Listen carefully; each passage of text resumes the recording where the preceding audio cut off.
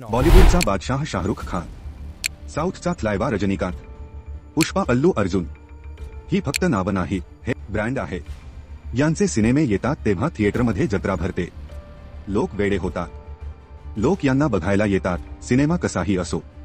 पण मग हाच प्रश्न पडतो की आपल्या मराठीत असा सुपरस्टार का नाही, ज्याच्या नावावर सिनेमा चालेल, ज्याची स्टाईल लोक कॉपी करतील.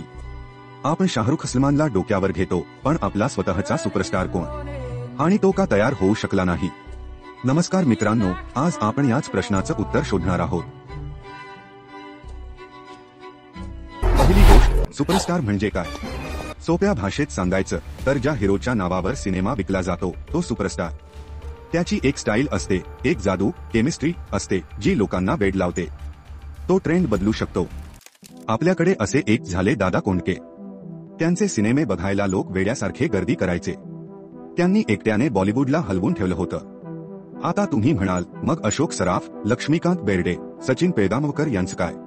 मित्रांनो, ही महाराष्ट्राची रत्न आहे. हे लेजेंड्स आहे. आपण त्यांच्यावर प्रेम करतो, त्यांना मानतो. पण वास्तव हेच आहे की यांचे सिनेमेही नावावर चालले नाही. त्यातली कथा, विनोद आणि बाकी टीम चांगली होती म्हणून ते चालले. त्यांचे अनेक सिनेमे तर नंतर टीव्हीवर, सॅटेलाइट लागल्यामुळे जास्त फेमस झाले. मग दादा कोंडकेंनंतर ती जागा रिकामीच का राहिली? आपला पहिला आणि सगळ्यात मोठा प्रॉब्लेम आहे नाटक किंवा रंगभूमी. तुम्ही विचार करा, मराठीतला आजचा कोणताही मोठा हिरो घ्या, तो कुठून आलाय? 95% लोक नाटकातून आले. आणि नाटकाचा नियम काय असतो? नाटकात हिरो नसतो, नाटकात कलाकार असतो. नाटकात कथा महत्वाची असते, आशय महत्वाचा असतो. त्यामुळे आपल्या कलाकारांवर तीच सवय लागलेली असते. ते सिनेमात आल्यावरही हिरो सारखं नाही, तर एका चांगल्या कलाकारासारखं वागतात. ते स्वतःला गोष्टीपेक्षा मोठं होऊच देत नाही. आणि हाच आपला दुसरा प्रॉब्लेम आहे. बॉलिवूडने अंग्री यंग मॅन तयार केला, जो सिस्टीम विरुद्ध लढला. साऊथचा हिरो एका फाईटमध्ये 50 गुंडांना मारतो. पण आपला मराठी हिरो, तो कायम आपल्यातलाच एक राहिला. तो आपल्यासारखाच दिसतो, आपल्यासारखाच बोलतो. त्याच्याशी आपण कनेक्ट नक्की होतो, पण तो कधीच आपला ॲस्पिरेशनल बनला नाही. तो कधीच तरुणींच्या गळ्यातला ताईत झाला नाही. त्याला बघून नरे यार, याच्यासारखं बनायचं असं वाटलं नाही. आपण त्याला कधीच लार्जर दॅन लाईफ बनवलंच नाही.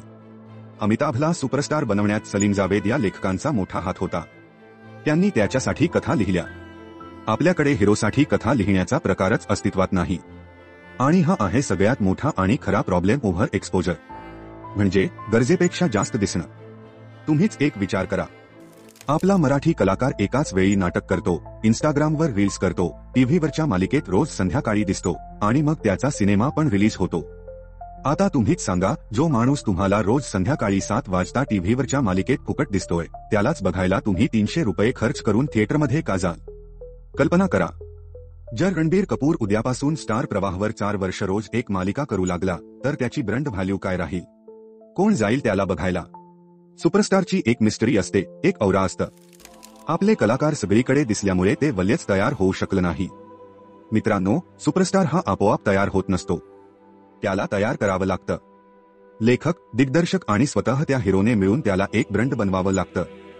जोपर्यंत आपले कलाकार हे नाटक, सिरियल आणि सिनेमा या तिन्ही गोष्टींमध्ये एकाच वेळी पाय ठेवून चालतील, तोपर्यंत मराठीत सुपरस्टार बनणं जवळजवळ अशक्य आहे. तुम्हाला काय वाटतं? आजच्या काळात मराठीत सुपरस्टार बनणं शक्य आहे का? आणि जर असेल तर तो कोण असू शकतो? मला कमेंटमध्ये नक्की सांगा.